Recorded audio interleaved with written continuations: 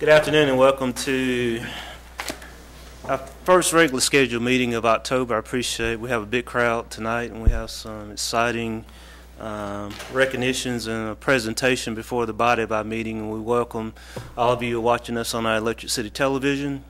I will lead us in invocation tonight, and respects to the flags will be given by Councilwoman B. Thompson. Please rise.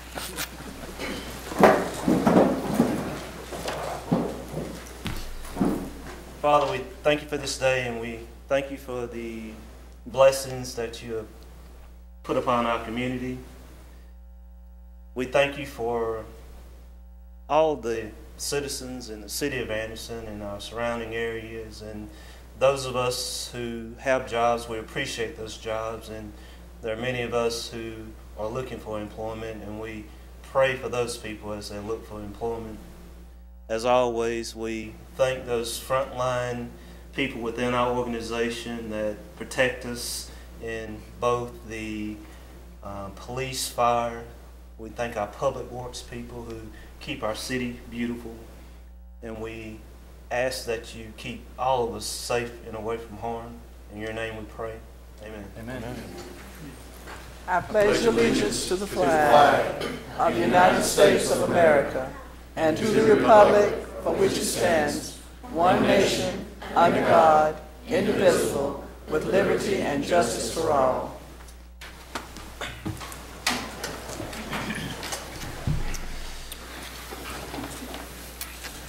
As I mentioned, we do have a couple of special recognitions in regards to our fire department and our police department. And I'm going to, I guess, what chief is coming first? Well, okay. Fire. Okay, Chief Abrams, it's Chief Horn. Chief Horn, I'm sorry. What did you say? Thank you, Mayor. I did. Members of Council, City Manager. We do have one award presentation tonight. I'd like to call up Firefighter Hunter Hartline, and he's brought his new fiance with him tonight to share in this recognition. To give you a little history of the award that Hunter's getting ready to receive, on May 21st, 2013, Fire Station 2 received a call to a multi-vehicle accident in front of the Anderson Mall. When they arrived, a female was slumped over the steering wheel, and bystanders said that she was barely breathing. As Hunter and his partner were checking her vitals, she went into full cardiac arrest right there in her arms.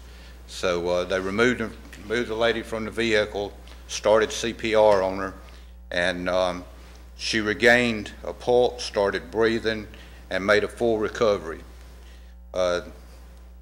This is completely directly related to the actions of Hunter Hartline. And Hunter, for your actions, I'd like to present you with a certificate of commendation for actions that contributed to saving a life. Appreciate it.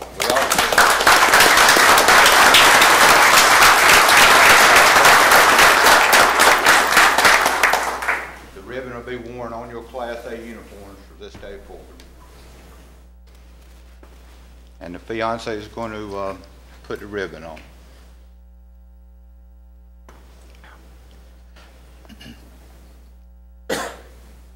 Thank you. Thank you.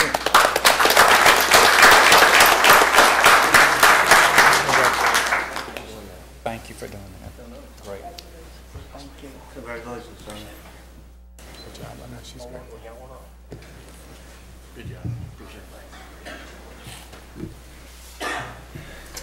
Now we have Chief Stewart to come up. While the Chief's walking up here, I want to recognize one of our fellow council members, Dennis McKee and his wife Brenda. They're here today.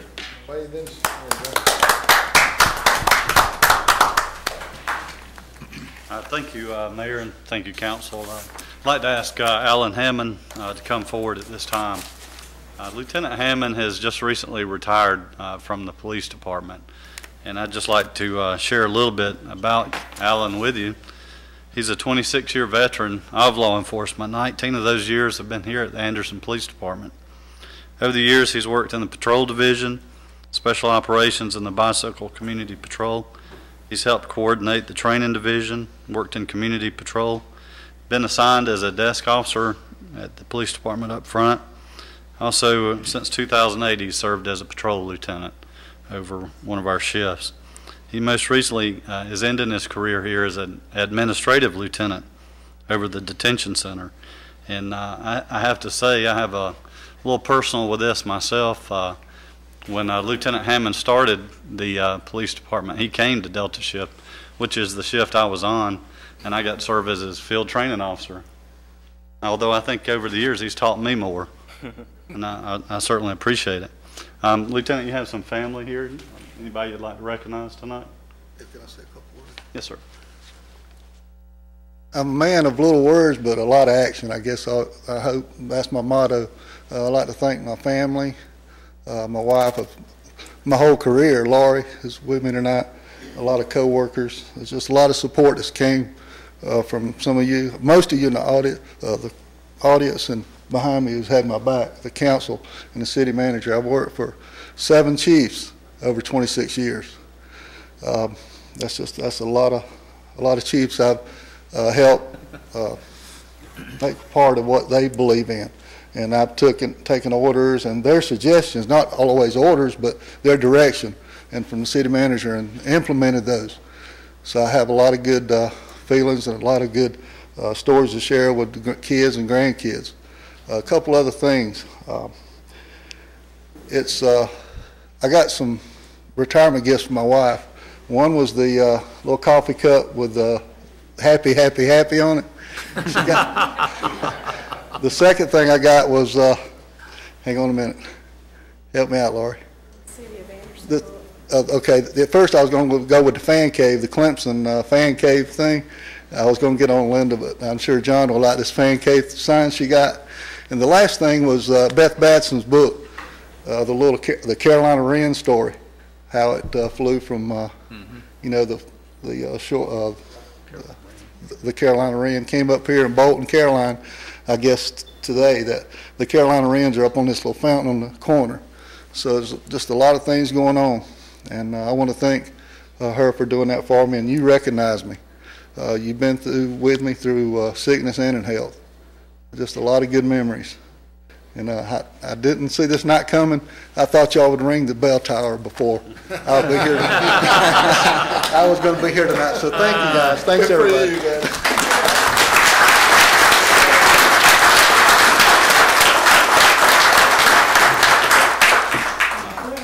I know this is not enough to give Lieutenant Hammond here.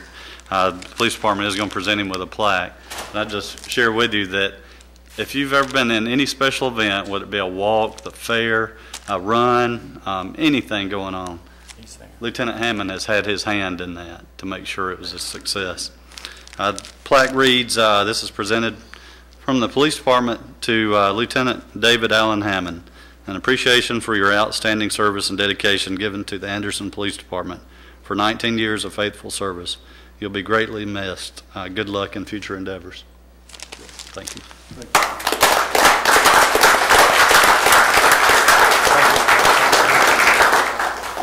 Thank you so very much for all you said. Thank you for it. Thank you. Thank you. Appreciate it. Big part of my life. Thanks, sir. Thanks, Alan. You're definitely, yes. Thanks for everything.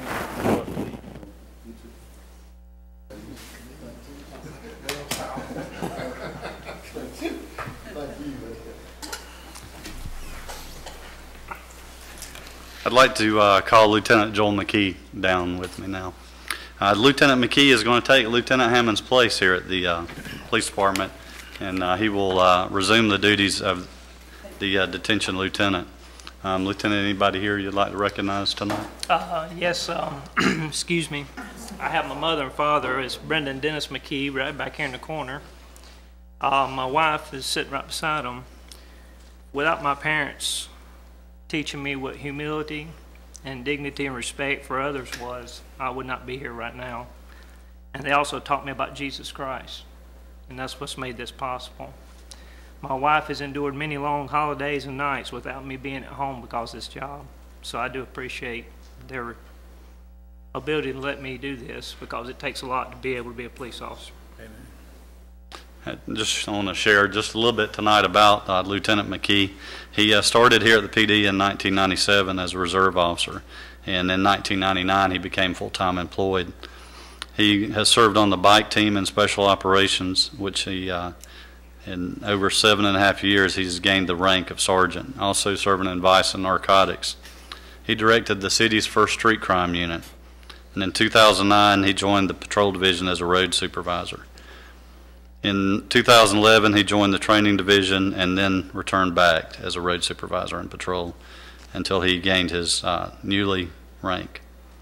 And what we'll do now is we're going to remove Lieutenant McKee's badge and pin his new badge on, and he'll take his oath.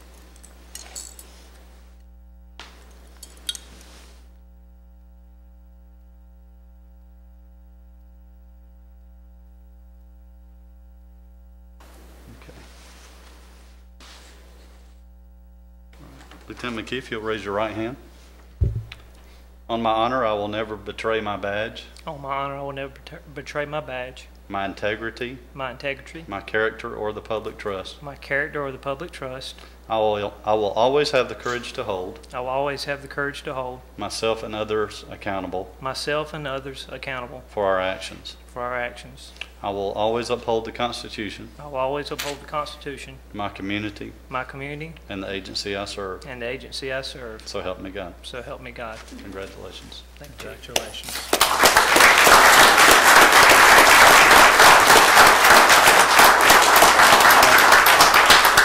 So proud of you. I know your daddy and mama are.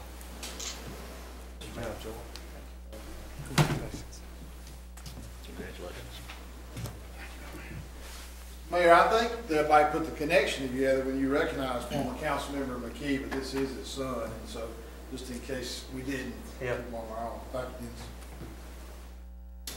You might get a place up there ready for you then.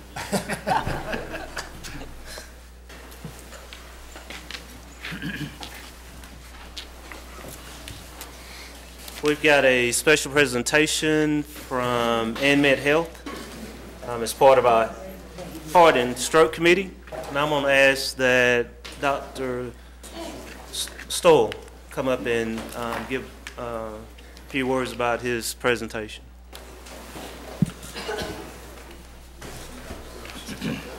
Taller than most of them we get here. Guess that's a good thing. All right. I wanted to thank the council for allowing me to speak tonight. I represent AnMed Health as the medical director of cardiovascular services. More important, I'm an interventional cardiologist for Carolina Cardiology. For those of you who don't know what an interventional cardiologist is, I'm a glorified plumber. So if a patient comes in with chest pain, heart attack, I'm the doc they call to go up there and clean out that artery and open things up. I appreciate you allowing me to speak here in October. For those of you who don't know, October is actually Sudden Cardiac Arrest Awareness Month. For those in the audience that don't appreciate it, AnMed Health is one of the top heart hospitals in the nation. I want to say that again. AnMed Health is one of the top heart hospitals in the nation, not just in South Carolina. When you look at hospitals and judge their heart attack care, one of the measures that we are judged against is how fast a heart attack patient can present to your hospital and get their artery open. The national standard is 90 minutes. At AnMed Health, our average is 45 minutes, so half of the national standard. Our fastest time is 7 minutes. So, and this is due to a lot of things, a lot of emergency room doctors, cardiologists, support staff. Even though AnMed is doing very well, we want to do better. And one of the ways we want to do better is, they told me this would work. One of the ways we want to do better is by getting more awareness of early heart attack care out to the general public, and we also want to get AEDs, or life-saving technology, spread so we can actually treat patients and people sooner before they reach the hospital. On screen are some sobering statistics. 1 in 6 Americans will die from cardiovascular disease every year. In 2013, almost 1 million people will suffer their first heart attack, and about 500,000 people will suffer their second or third heart attack. And about once every minute, someone dies from a cardiovascular event. A lot of folks know that heart attack symptoms include chest pain, arm pain, throat pain, but we also want to get out that there are other symptoms associated with this. Oftentimes shortness of breath, sweating, nausea, feeling of impending doom. Oftentimes these symptoms are relatively sudden in onset. So why are we here today? Because we want to increase the chances of survival of victims of cardiac arrest by working with key leaders in our community. And this includes stressing the importance of early heart attack care, increasing the access to life-saving emergency equipment.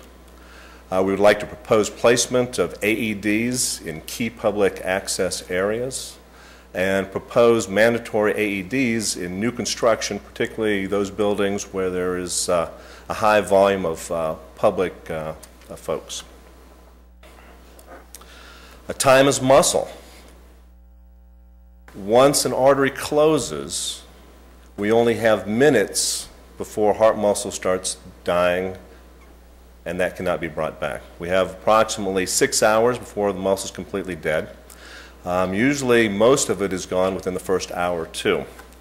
Brain tissue, which gets affected with sudden cardiac death, starts in about 6 minutes. We talk about heart attacks and sudden cardiac arrest. The two are actually a little different. Heart attacks are caused by blockages in the arteries that stop blood flow to the heart. This results in death of the heart muscle, and again that's due to lack of blood flow. This does not necessarily cause death to the victim. It's sudden cardiac arrest that does, and this is due to the abrupt loss of heart function in a person who may or may not have previous heart disease. Oftentimes this is unexpected. It can be instantaneous or occur shortly after the onset of symptoms, and it is oftentimes caused by an abnormal heart rhythm, and that abnormal heart rhythm is predominantly ventricular fibrillation. Ventricular fibrillation is kind of a quivering of the heart muscle. So there's no coordinated beat. You get vascular collapse, and death usually ensues unless normal heart rhythm is restored within minutes. Ventricular fibrillation is the lethal rhythm. Ventricular fibrillation is the lethal rhythm. Defibrillation stops the ventricular fibrillation by an electric shock that we use to reset the heartbeat, and thus allowing return of normal heart rhythm. AEDs are the device we use in the communities outside the hospital, outside EMS, to deliver this shock. At the bottom of that slide is a link for those that want to look further. There's a little cartoon about heart rhythms that I didn't include. So what is an AED? An AED is a lightweight, portable device that delivers an electric shock through the chest to the heart. And it's basically a computer, some pads, and a battery that provides that shock. The shock can stop an irregular heart rhythm and allow normal rhythm to resume in a patient that's suffered from sudden cardiac arrest. Why are AEDs important? They're important because more people can respond to a medical emergency where defibrillation is required. It can be used by non-medical people, so we don't need a hospital or EMS on the scene. It can be made part of an emergency response program that includes 911 in addition to prompt CPR, and I believe it's vital in improving survival for the cardiac arrest patient. The American Heart Association strongly encourages companies and organizations to implement an AED program, as it is known that it increases the chance of survival of patients who've had heart-related emergencies. The goal of every AED program is to deliver defibrillation within about 3 to 5 minutes. And the reason we want to deliver it so quickly is because we know that about every 7 to 10 minutes that passes, you decrease, or for every minute that passes, you decrease survival by about 7 to 10%. There are a lot of legal questions regarding AEDs, but all 50 states and the District of Columbia now include an AED as part of their Good Samaritan laws. The Cardiac Arrest Survival Act of 2000 encourages placement of AEDs in all federal buildings. This act also provides limited immunity to persons using AEDs and to the purchaser of those devices. In the next 1 to 2 months, AnMed will be donating 15 AEDs to community venues throughout Anderson. The members of the Heart and Stroke Safety Community Initiative will be making these recommendations, and I believe there are city council members on that board. And what we'd like to do is propose the adoption of a strategy by the city and the county for mandatory placement of AEDs in new public facilities with high volume of traffic. So, as our community leaders, we ask that you help us to allow us to provide even better care to those individuals who are unfortunate enough to suffer sudden cardiac death by helping to expand the availability of AEDs in our community. Thank you. Thank you, Doctor. Any questions, comments? I just got one question, Mayor. Yes. How much does an AED cost? A brand new AED now is probably somewhere in the range of $700 to $900, and the price is rapidly falling. Let me ask a question. You said these can be used by non-medical people. Yes. But, I mean, does it have instructions on the front of it or something? Or? Actually, the instructions are verbal for most of these. So when you open up the device, it actually tells you exactly what to do, how to get the pads out, where to position the pads. The pads also have instructions on them, pictures on them to allow you to place them correctly. The computer analyzes the rhythm, tells you which rhythms you can shock, which ones you can't. And if it's a rhythm that it doesn't recommend shocking, you can't shock the patient. So only it'll identify the rhythm, tell you have the patient's or the pads on in the correct position, and if it is a shockable rhythm, then it will instruct you to go ahead and activate the device. Well, I think it's a great idea, and I appreciate AnMed doing this. Well, thank you very much. Yes? Dr. Thompson? You already have these in most of your doctor's offices?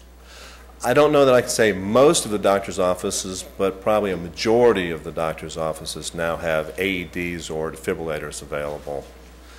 Again, we're trying to expand these throughout the communities, not only physicians' offices, but I believe any place where a large number of community members are, because you're more likely to have an event there. So I think in the federal building or just a public building, you would need to train someone to be responsible for that in case it happened. Yeah, and AnMed is actually working on a program so that we can localize or locate all the AEDs in the community, have someone keep track of those devices, when they were put into service, what service they need, and eventually form a network so that we know that the community is covered. In my spare time, I do a little volunteer coaching with the school district. Mandates that all coaches and that go through CPR training. And now with CPR training, they teach you how to use the AEDs. Exactly. It's pretty slick. It's not that. Yeah. And it's not just the kids we worry about, and we worry about the parents, the grandparents, everyone out there that watches the sport. But it's pretty dummy-proof. You open it up, and it kind of tells you what to do. Mr. Mayor. Yes, Slockert. I'm going to ask this, John. Do we have any AEDs in any of the buildings that the public uses? Yes, I know there's one at the rec center. And I thought we had one. And there's one here. City Hall. Those are the two we have now. Well, shouldn't there be some kind of way to identify where they are? I mean, if somebody dropped over right now, I wouldn't have any idea where it is, or I don't know anybody else that would. I've only attended the conflict with some of the meetings, but I've been serving on the committee for, I don't know, maybe a year or so. But I think that's one of the things that we've discussed is trying to put some type of identifiable area because there's a database that's being started right now where we can locate where all of the AEDs are and service them. But in addition, as we place AEDs, there will be signage that tells people where it is and that the building has an AED in it. I think part of the discussion has been too is that there's a battery life to these things, and so they have to be replaced and kept up. So. I think this one's out in the hallway by the mail room, I think. And I think there's one in the municipal building center too, right by the water department, I think. I honestly didn't know where they were. That's a good. Now our folks know where they are, the ones that know where to go and get them. I'm glad we have them. I didn't know we had them. Good idea. Good deal, Doc. What else can we do for you tonight? Let me invite Kathy Delplain up here. She has a presentation to make.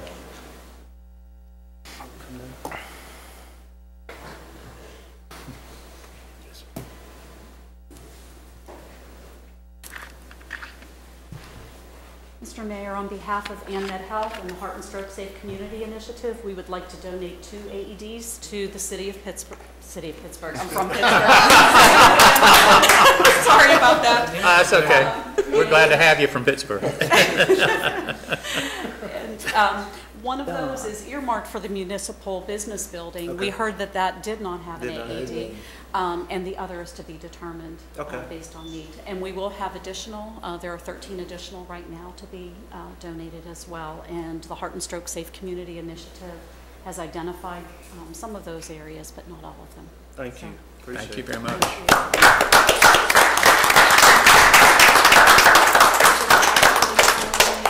Somewhere, so. Okay, well, good. We appreciate it. Thank you so much for the opportunity. Thank you much. So if I have a heart attack tonight, you can take care of me, Mayor. I'm gonna zap it twice. Okay.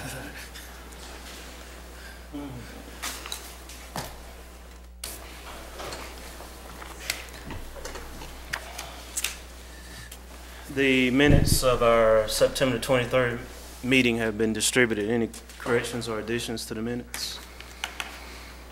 Not hearing any, do I have a motion to approve? So moved. First by Dr. Thompson. Second. Second by Mr. Chapman.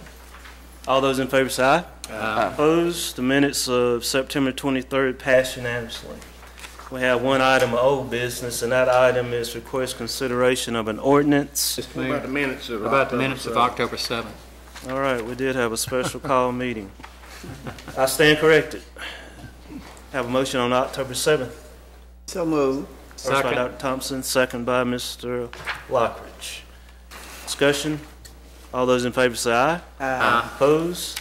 The minutes of October the 7th pass unanimously. Moving on to old business, we have request consideration of an ordinance to rezone 312 East Morris Street from R5 single-family residential to RM10 multifamily residential. Mr. Moore. Mr. Mayor, Council, this is a request for first reading of this ordinance. At your September 23rd meeting, you referred this to the Planning Commission. It was heard by the Planning Commission on October 1st. They unanimously recommend the approval. And what it is actually the occupying of the property where 4 structures that are believed to be slave cabins. Those are currently in the ownership of the Palmetto Trust for Historic Preservation. They are working with a buyer that will bring these back into useful dwellings, yet recognize their historical significance. And I know a number of you have talked to Maurice. Maurice is here. They've been a big part of this process. And even though Councilman Stewart's not here, this is in his district, and I've talked to him, and he certainly supports it. So we recommend it to you on first reading. We had heard it as it went to the Planning Commission. Any questions, comments? I think I talked about it last time that my interest was that it retained the historical significance since it at one time with slave cabins. And so I believe I talked to Maurice, he see that this would be done. And if something is not done, these old buildings are just going to fall apart. So this would be a good idea to restore them, but at the same time, keep their significance for historical purposes. So with that in mind, I move that we approve this on first reading. Have first by Dr. Thompson. Second. Second by Mr. Lockridge. Discussion. I have a question. If they're as small as I expect they are they going to add on to these? What are they going to do to? They don't plan on adding on to the dwellings, but if they do, that would be subject to the Palmetto Trust approval and also the Board of Architectural review. But from what we understand right now, they will retain their current square footage. They're awfully small, aren't they? They're small. They actually were used for residential purposes up until about 5 years ago when they were essentially condemned. Oh, gee, okay. Any other comments, questions? All those in favor say aye. Aye. Opposed? It passes unanimously on the first reading. There are 4 items of new business, and the first item is request consideration of a resolution approving a mutual aid agreement between the City of Anderson Police Department and the Pickens County Sheriff's Department. Mr. Moore. I'll be short. I mean, you've seen a couple of these already for surrounding cities in Anderson County. Basically what is transpiring is law enforcement agencies in the area are doing these, and even though most of the time we think of those for natural disaster or some kind of disorder, in talking with the chief, and Chief Stewart's here, a lot of times these are for narcotic agents to cross the line and work with, as I told somebody, drug dealers don't have a boundary. And so it does assist, and we have all these in place so that if an incident comes up, our law enforcement, either way, are ready to move and not be looking for paperwork to get authorization. So Chief Stewart may have a couple other comments, but again, Chief, I think I asked you, do you know how many we have in place now? How many agencies roughly? Approximately 25 at this time. It's mostly municipalities and counties in this area. So we certainly recommend that we add Pickens County to our friends in law enforcement. Any questions for the chief? I have one. Mr. Lockridge, then Mr. Harbin. Let Mr. Harbin go first. Is there anybody, Chief, that, you know, is in our geographic area that we don't have a mutual aid agreement with currently? We have the mutual aid agreements on file. This one, we actually did have this mutual aid, but we've had a new sheriff come into Pickens County. Mm-hmm. And as new administrators come in, they like to update their file with their own personal mutual aid. And that's basically this case. And in regards to what the city manager said, only thing I would add to is just remember that the city operates a detention facility. With us having a mutual aid with Pickens County, that assists us should there be an emergency here with our detention facility to share in Pickens County. I mean, I think it's a great thing, so I'll make a motion that we approve it. First by Mr. Harbin. Second by Mr. Anderson. Discussion? I was just going to ask the question, do all of the areas around Anderson, and it's similar to his question, that are adjacent to the city and county of Anderson, do we have mutual aid agreements with all Yes, of those? sir. We currently have mutual aid agreements signed by previous chiefs or previous chiefs in other municipalities, and those are still in full force and effect. Okay. That agreement, Chief, simply means that we're able to work with our neighboring municipalities in case there is a need. Is that what it says? Yes, ma'am. That allows the officers, just for example, we would say our officers can go out into Anderson County, have the same authority that they do when requested by the sheriff's office. If it was a type emergency management which continued our officers to stay in Anderson County, it sets up the structure how they're going to be compensated by the sheriff's office. But this has to be a request made by that entity. Yes, ma'am. It is a request by the law enforcement agency itself. Any other comments, questions? All those in favor say aye. Aye. Opposed? That resolution passes unanimously. Thank you, Chief. As that comes around, we'll go to the next piece of new business, and that is request consideration of a construction contract for the Highway 28 Bypass Water Pressure Improvement Project. Mr. Moore. Mr. Mayor, Council, do have Jeff Caldwell, our Utilities Director, with us. He's been involved in this project, but in a little bit in the way of background, if you remember in the budget process, we try to have 2 water and 2 wastewater upgrade projects in each budget year. They're very important to keep the system, both systems, working at the level that they should for reliable service.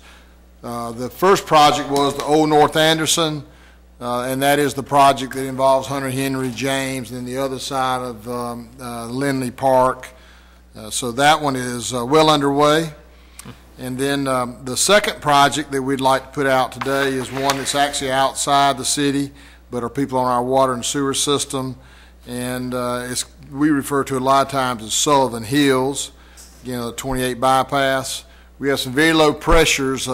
We've said many times that when the Duke power system was bought by the Anderson Regional Joint Water, when Duke built it, they really never intended it for it to be divided 14 ways. So there are some complications as a result. So what this project will do is increase the pressure for the 455 customers already there, the 28 commercial businesses there, by adding a new pump station. There will be 9,020 feet of new linear line to allow that system to improve and grow. We had a good round of pre-qualified bidders. You can see the bids. Garcon, a very reputable company in this business, was low bid at $910,180. And yes, I did the math. That comes out currently to about $1,800 per customer, which would seem about reasonable what we see in this industry. And the difference between the low bid and the second low bid is about 1.4%.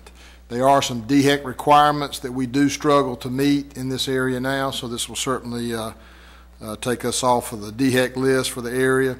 The funding will come as planned in the budget, $870,000 from, this is wrapping up the 2009 bond proceeds. I think this will conclude all that, and then the balance you budgeted. So we'd recommend that you award this to Garcon Incorporated from Pickens, South Carolina. Again, if you have any further questions, Jeff's here. Thank you, Ms. Moore. We appreciate the update. Mr. Chapman. I just have Garcon Construction. We have any past experience with them other than? Yeah, we do. They did a project on Concord Avenue in 2003, I believe, soon after we took over the water system, and did a good job there. So yeah, we were happy to have them bid and be the low bidder. All right, thank you. Great. Anybody? Mr. Yeah, Thompson. Jeff, is this the area mainly that we recently annexed on 28 bypass? No, this is more up toward Whitehall, 28 bypass area, Dixon Road, and all that come in together. Right around the Centerville Fire Department, and that's right where the water, pretty close where the water comes out of the treatment plant. And so you think they'd have the highest pressure closest to the plant, but that's not always true, just to the design of the system. And so that's been an area of concern. So this is also going to probably happen at the annexed area, you think? Each new customer has to sign the annexation agreement, and she was talking about the annex where we just annexed the Walmart. area that we just annexed over on 28 bypass, the Walmart area. Is that already no problems over there? No, there's no problems there. No problems there. The main problem here is ground elevation. The higher the ground elevation, the lower your water pressure. Mr. Mayor. Anything, Ms. Lockridge? What is the water pressure and what should it be? The minimum is 25. We like to keep a standard of 35. 25 pounds per square inch, PSI. We like to keep a minimum of 35 as kind of a department focus. But what is it now? If the Whitehall tank drops out 4 feet, that drops below 25. Okay. And the problem there is our tank cannot turn over, so our water quality suffers. So they have fluctuating? They have very fluctuating. When the pumps are on at the plant trying to fill the water system, they have some of the highest pressures. But when the pumps cut off and the system tries to operate, they have lower pressures. Mr. Mayor, I move that we approve this construction contract. First by Mr. Lockridge. Second. Second by Dr. Thompson. Further discussion? All those in favor say aye. Aye. Opposed? It passes unanimously. Thank you, Jeff. Yes, sir. Our next item is request consideration of a ordinance amending Article 2 of Ordinance 12-04 regarding City of Anderson wastewater pretreatment program. Mr. Moore. I'm going to let Jeff do a little bit more talking on this, but in the way of background, you've had your sewer ordinance, and then you have this piece called your pretreatment ordinance. And Jeff could tell you how many industries that we have that are on the city's wastewater treatment plant. What's important about this ordinance is you cannot design a wastewater treatment plant to treat everything that comes straight to you in high concentrations from industries. So a lot of those industries are good stewards of the environment, and they pre-treat it so that when it comes to the plant, the natural processes can finish it before it goes back to Mother Nature. But there are some things, the DHEC has come up, They regularly monitor this program. The EPA models are changing to protect our environment. And so these are not significant, but they do require your approval because they are part of the ordinance that will make what we do in working with industry. And we have a pretreatment coordinator that spends their time working with these. How many industries, Jeff? We have 13 now. 13 now, which is working with them to make sure that what they do will not harm the wastewater treatment plant process. And it's a good relationship with them, and they take it very seriously. In fact, we give an annual award to the industry that is the best steward of the environment. So, Jeff, Mike, if you want to talk about those, these are basically some. I'll let Jeff take it from here. He knows better than I do. You want to take those three, Jeff? Sure. Back in 2012, we did do an update to this pretreatment ordinance. We did it for economic development purposes. When we sent that off to DHEC, they had some concerns and some just some changes with some of the descriptions and the abbreviations and definitions. So they just wanted to change the control authority, make sure control authority and approving authority was correct in there. The approving authority would be DHEC. The control authority would be the City of Anderson.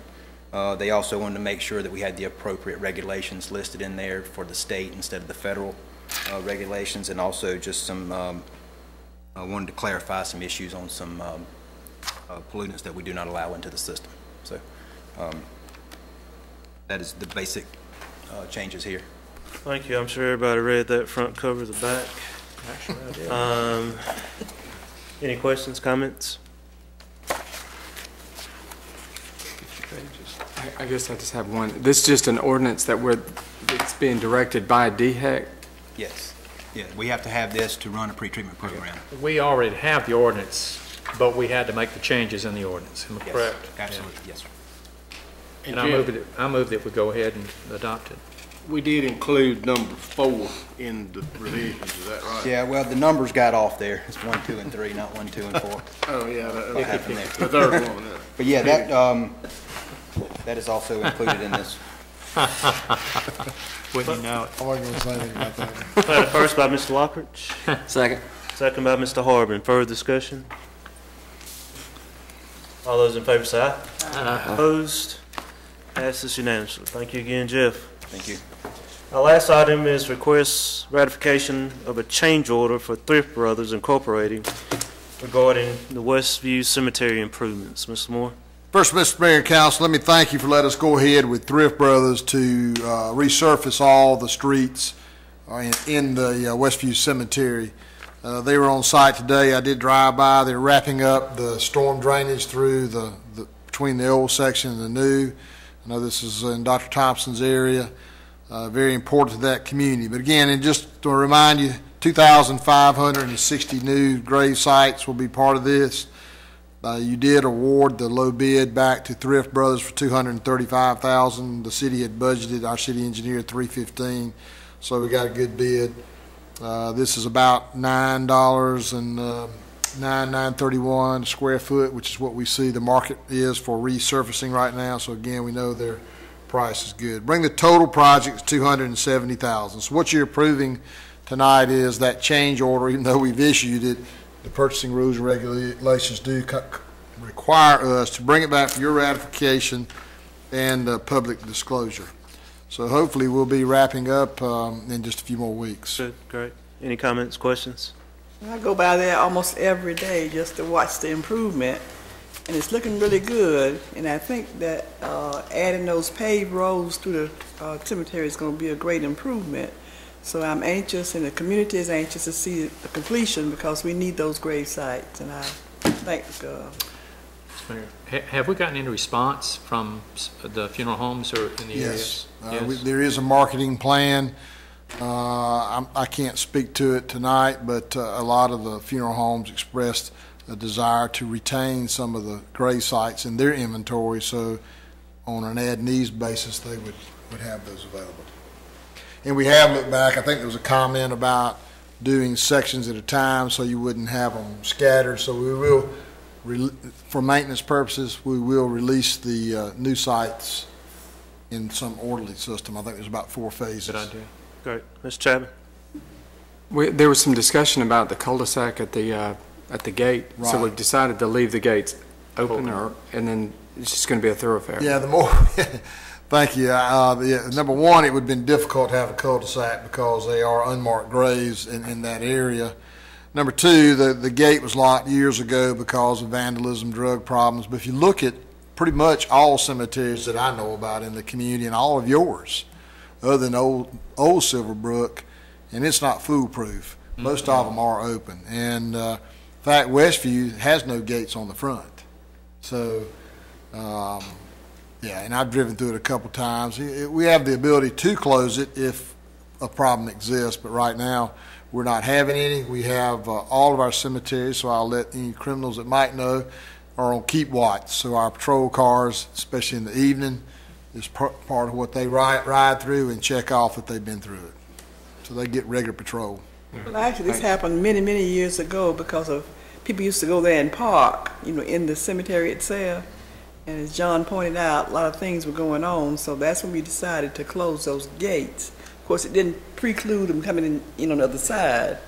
But I think it's okay now that you can go through, and as long as it's patrolled well, because that would be a place, we would want folks to use that for a park. Right. Right. Mr. Harmon stirred that pot, but anyway, go ahead. Well, but it was a good idea too, Mark. I love that. That was okay. All right, any other comments? Do we need to? Somebody needs to make a Need to motion. make a motion. Oh, I move that we approve this ratification, including the paved road to Westview Cemetery. Westview Cemetery. And I second. A first and a second. All those in favor say aye.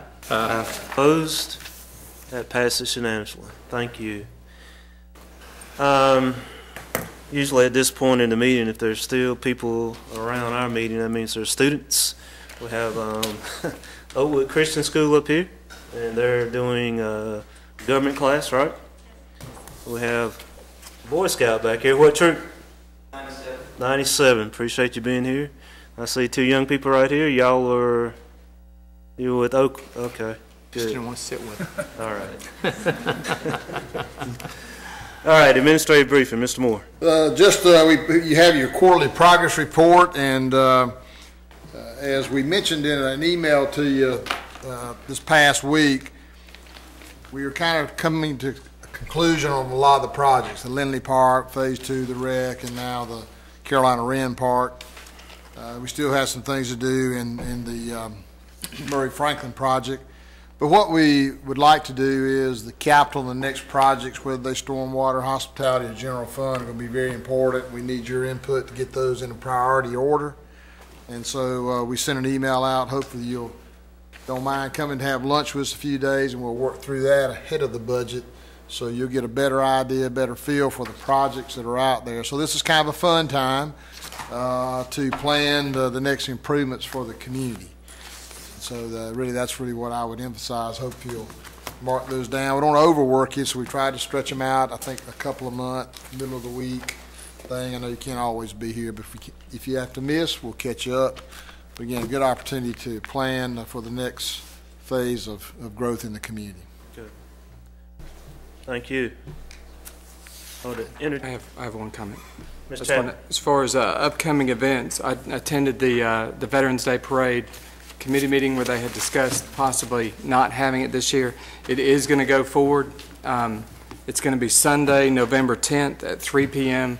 in our downtown Anderson, and it's going to do the normal route parade, or the route for the parade. So I'd encourage everybody to put that on their calendars and certainly come out and support all of our veterans. Thank you, sir. I entertain a motion to adjourn. So moved. First, second Chapman, second by Mr. Harbin. All those in favor say aye. Aye. Opposed? We do appreciate Tamara Lindley being with us tonight to do this. Thank you, Tamara. Excellent job. We'll stand adjourned.